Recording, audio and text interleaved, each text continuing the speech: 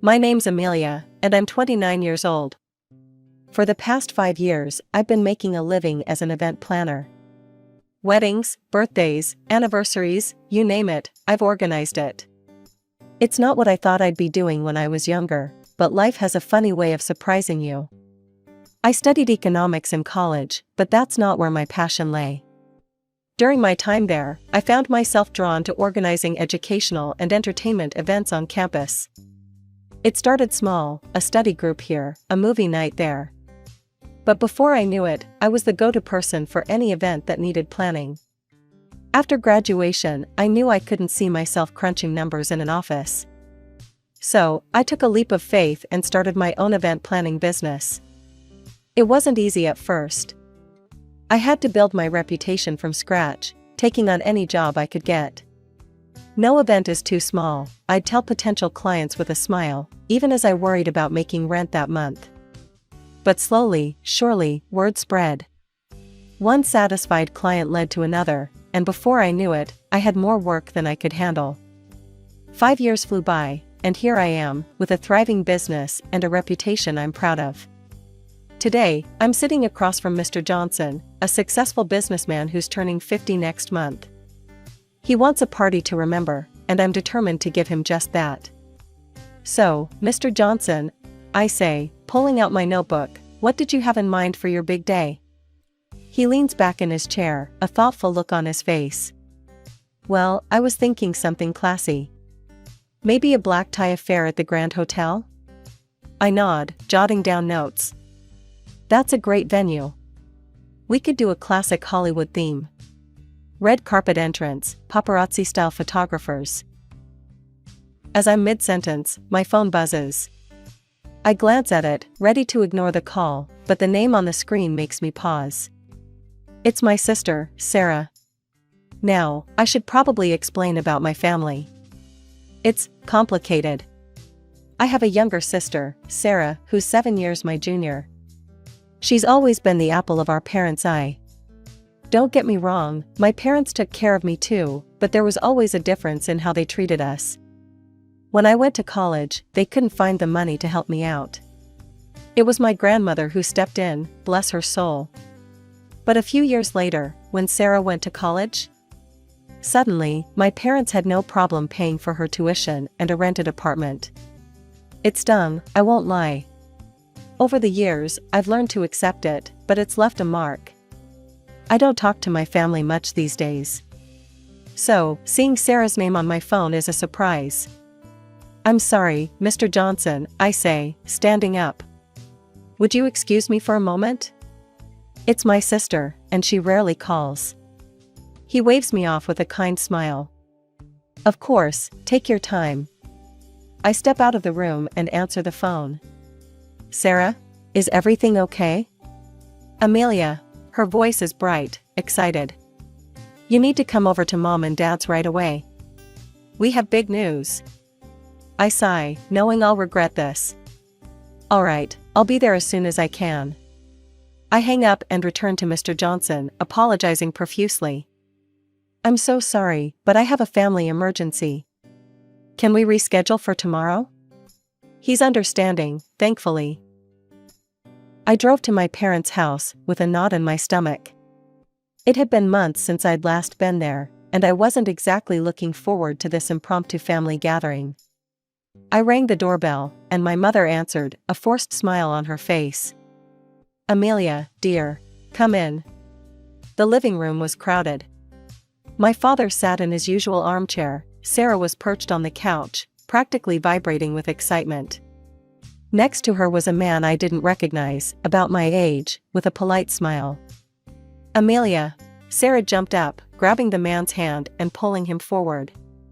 This is Mark, my fiancé. I blinked, surprised.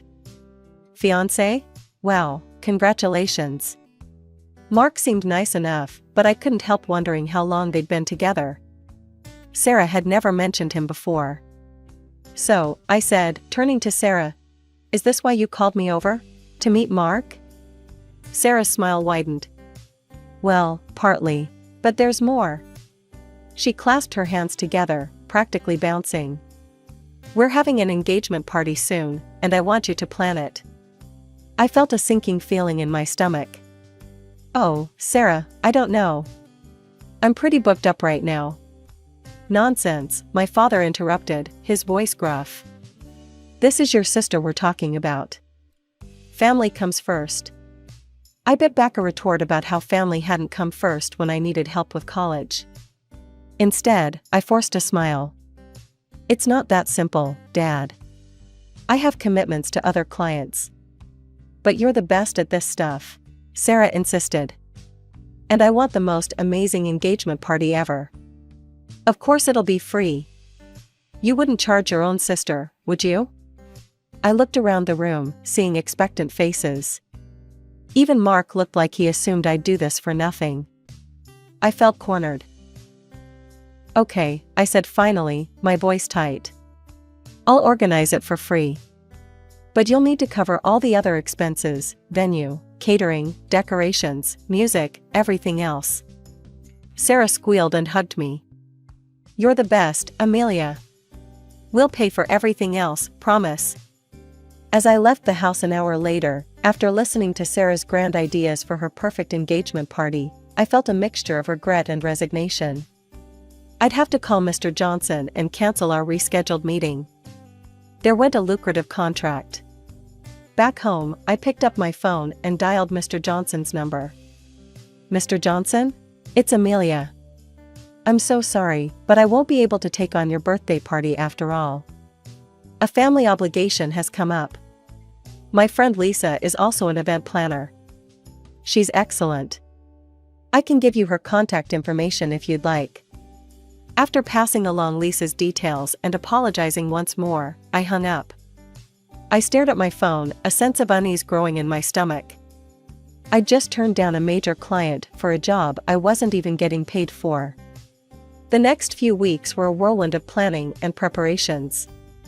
I secured a beautiful restaurant for the date Sarah wanted. It wasn't easy, the place was popular and usually booked months in advance. But Tony, the owner of the restaurant, couldn't resist my pressure. I also worked with the chef to create a spread that would impress even the most discerning guests. Then came the decorations, the music, the invitations, every detail had to be perfect. I called my go-to DJ, Mike, to book him for the event. He agreed, albeit reluctantly.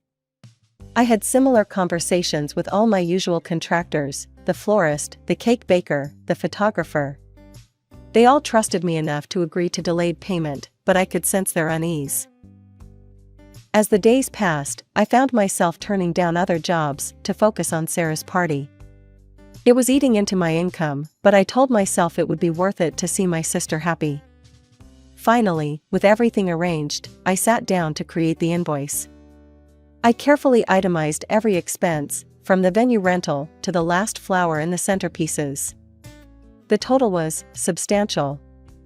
I took a deep breath and emailed the invoice to Sarah. There, I muttered to myself. All done. That evening, my phone rang. It was Sarah. Hey sis, I answered. Did you get the invoice? There was a moment of silence, then Sarah's voice came through, sickly sweet. Amelia, darling, there must be some mistake. Why are you sending me a bill? I frowned, confused. What do you mean? It's the invoice for all the expenses for your engagement party. Remember, you said you'd cover everything except my fee? Sarah laughed, a sound that sent chills down my spine. Oh, Amelia. I thought you understood. You're supposed to pay for all of this. You make so much money with your business. I was speechless. My mind raced, thinking of all the vendors waiting to be paid, all the promises I'd made based on Sarah's word. Sarah, listen to me, I said, trying to keep my voice steady. I organized this for free, which is already a huge favor. I can't pay for everything else too. You promised. But Sarah had already hung up. I tried calling my parents, hoping they could talk some sense into Sarah. But to my horror, they took her side. They insisted I should pay, that it was my duty as the successful daughter. I hung up, my hands shaking with anger and disbelief. How could they do this to me? How could they expect me to bankrupt myself for a party? As I sat there, trying to figure out what to do, a notification popped up on my phone. It was a post from Sarah on social media. Curious, I clicked on it. "Can't wait for tomorrow's engagement party," the post read. "So excited to celebrate with everyone. We've spent so much to make it perfect." In that moment, something snapped inside me. If Sarah wanted to play games, well, two could play at that. My fingers trembled as I dialed the restaurant's number. It was late, but I knew Tony would still be there, closing up after the night's service. "Tony? It's Amelia. I'm so sorry, but I need to cancel tomorrow's event. I'll pay you a cancellation fee. And I'll make this up to you, I swear."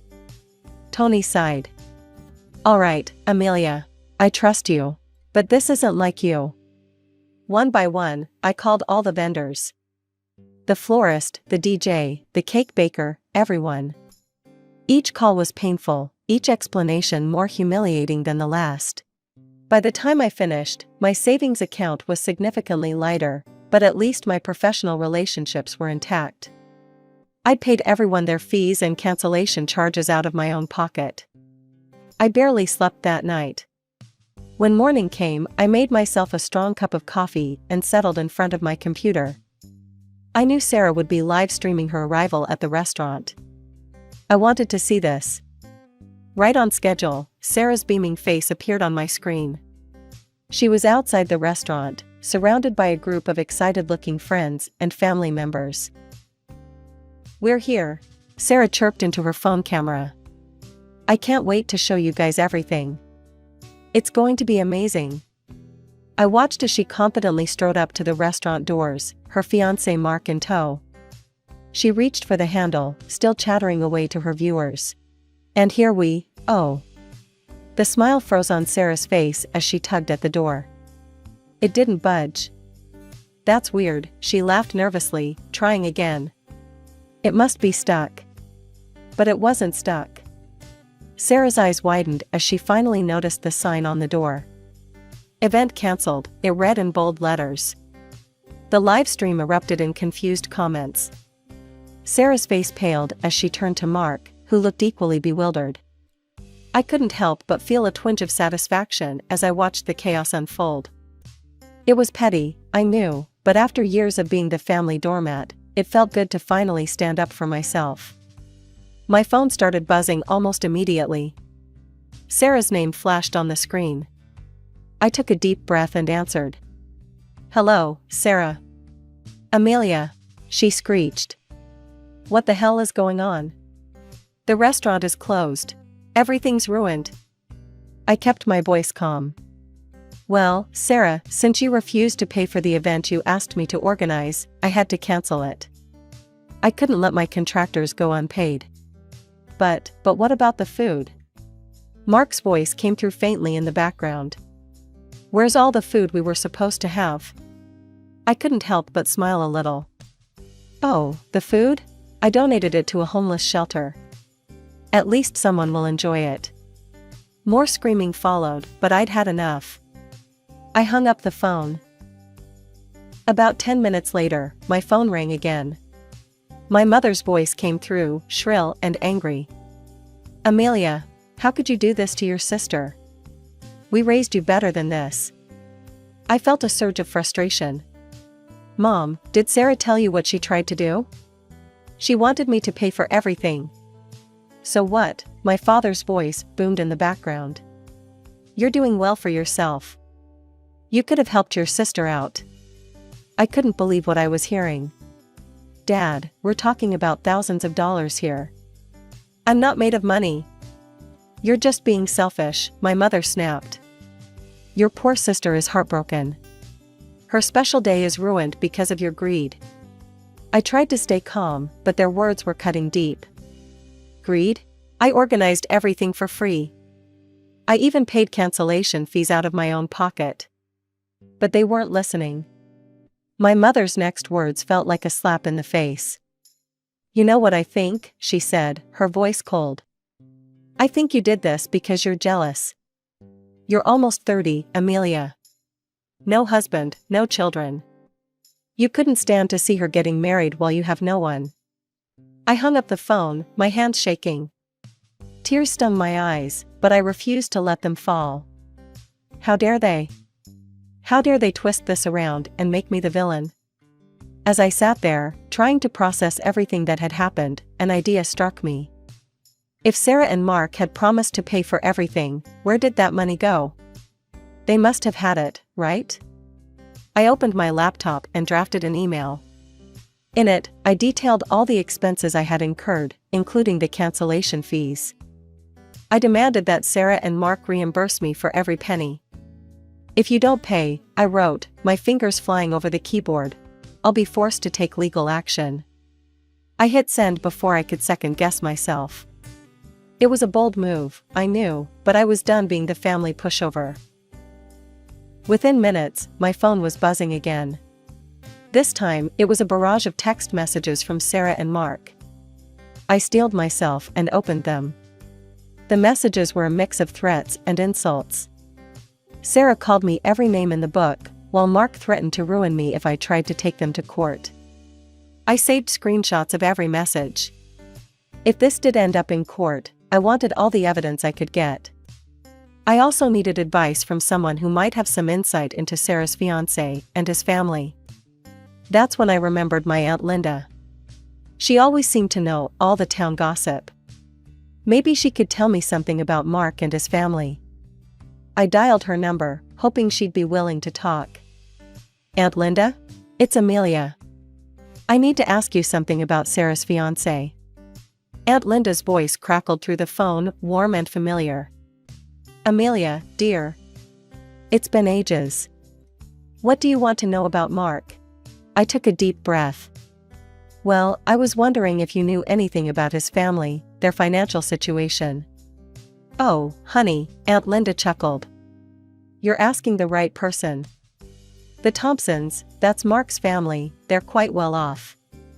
They own a chain of laundromats across the city, and word is they've got their fingers in some lucrative real estate deals too. I felt my jaw drop. Wait, what? They're wealthy? Oh yes, very much so, Aunt Linda continued, oblivious to my shock. Why, I heard they gave Mark a hefty sum to arrange that engagement party. $30,000, if the rumors are true. My mind was reeling. $30,000? And they had tried to make me pay for everything? After hanging up, I sat in stunned silence for a few minutes. Then, determination set in. I knew what I had to do next. It took some digging, but I managed to find the address of Mark's parents. Without giving myself time to second-guess my decision, I got in my car and drove there. The house was impressive, a large, well-maintained property in one of the nicest neighborhoods in town. I took a deep breath and rang the doorbell. A middle-aged woman answered, her eyebrows raised in curiosity. Can I help you? Mrs. Thompson? I asked. When she nodded, I continued, I'm Amelia, Sarah's sister. I need to talk to you and your husband about Mark and the engagement party. She looked surprised, but invited me in. Soon, I was sitting in their living room, facing both of Mark's parents. Mr. and Mrs. Thompson, I began, my voice steadier than I felt, I'm here because I think you should know what happened with the engagement party. Over the next half hour, I explained everything. How Sarah had asked me to organize the party for free. How they had promised to pay for everything else, but then refused. How I had been forced to cancel everything and pay the cancellation fees myself. As I spoke, I saw the shock and dismay growing on their faces. When I finished, there was a long silence. Finally, Mr. Thompson spoke, his voice tight with anger. We gave Mark $30,000 for this party. He told us everything was paid for. I felt a wave of relief wash over me. They believed me. Mr. Thompson left the room and returned a few minutes later with his checkbook. He wrote out a check for the full amount I had spent, plus a little extra for my trouble. It's the least we can do, he said, handing it to me. And don't worry, we'll be having a very serious conversation with Mark and Sarah about their behavior. As I left their house, I felt a mix of emotions, relief, vindication, but also sadness. This whole ordeal had exposed some ugly truths about my sister and her fiancé. On the drive home, my phone buzzed with texts. It was Sarah and Mark again, but this time their tone was very different. Gone were the threats and insults, replaced by panicked apologies and pleas for forgiveness.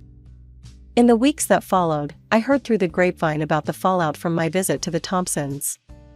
Aunt Linda kept me updated. "You won't believe this, Amelia," she said during one of our phone calls. "Mark's parents have cut him off completely. No more monthly allowance, no financial support for the wedding, nothing." I couldn't help but feel a twinge of satisfaction. "Really? That's quite drastic." Aunt Linda's voice lowered conspiratorially. "Oh, honey, they were furious. Apparently, they don't take kindly to being lied to and having their money misused. Can't say I blame them."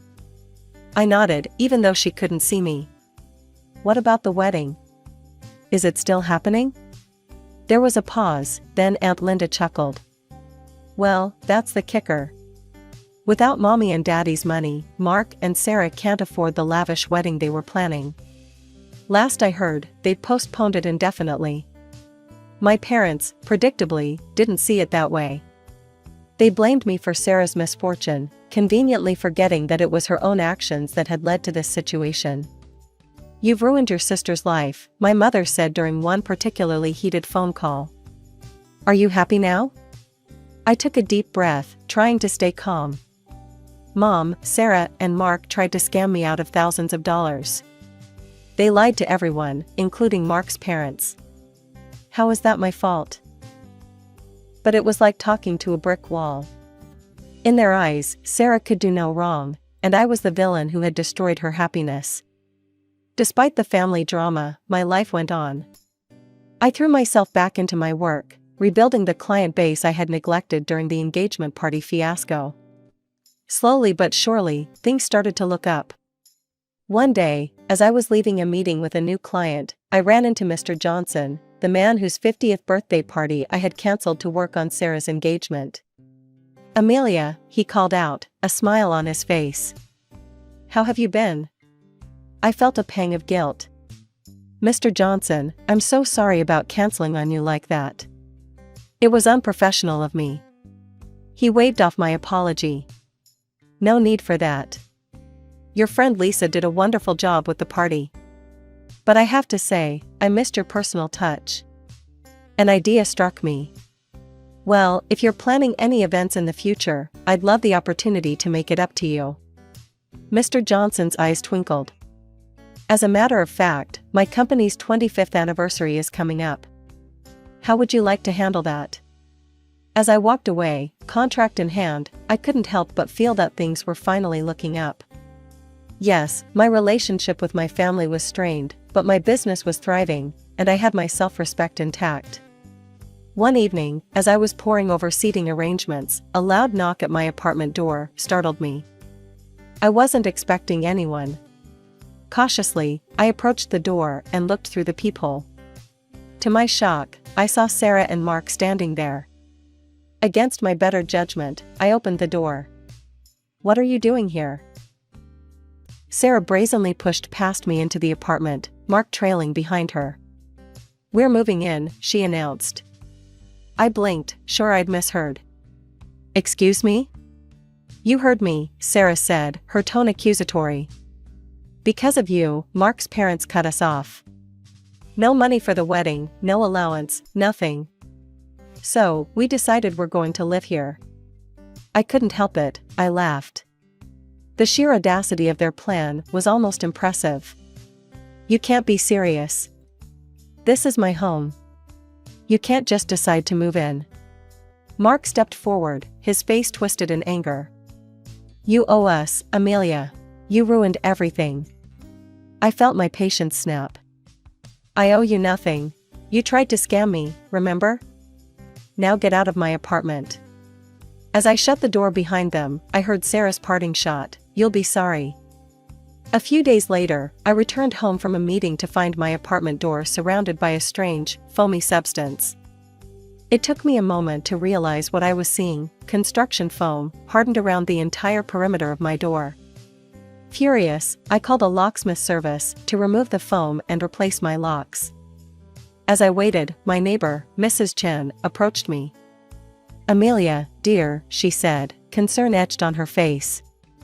"I saw what happened. I have it on video if you need it." Sure enough, Mrs. Chen's security camera had captured Sarah and Mark in the act of vandalizing my door. The footage was clear as day. Armed with this evidence, I went straight to the police station. I filed a report for property damage and requested a restraining order against both Sarah and Mark. The legal process was draining, but ultimately satisfying. The court fined Sarah and Mark for the damage to my apartment and ordered them to cover the costs of repairs. More importantly, they were banned from coming within 500 feet of me for the next 2 years. When my parents found out, they were livid, not at Sarah, of course, but at me. They couldn't believe I'd taken legal action against my own sister. "How could you do this to your family?" my mother wailed over the phone. I took a deep breath, steeling myself. "No, Mom. The question is, how could you support Sarah after everything she's done? I'm done being the family scapegoat." With that, I hung up the phone and blocked their numbers. It hurt, cutting ties with my family, but I knew it was necessary for my own well-being. In the weeks that followed, I threw myself into work. Mr. Johnson's anniversary party was a resounding success, earning me glowing reviews and a slew of new clients. As I stood at the back of the beautifully decorated hall, watching the guests enjoy themselves, I felt a sense of peace wash over me. Yes, I'd lost my family, but I'd gained something far more valuable: self-respect and the knowledge that I could stand on my own 2 feet.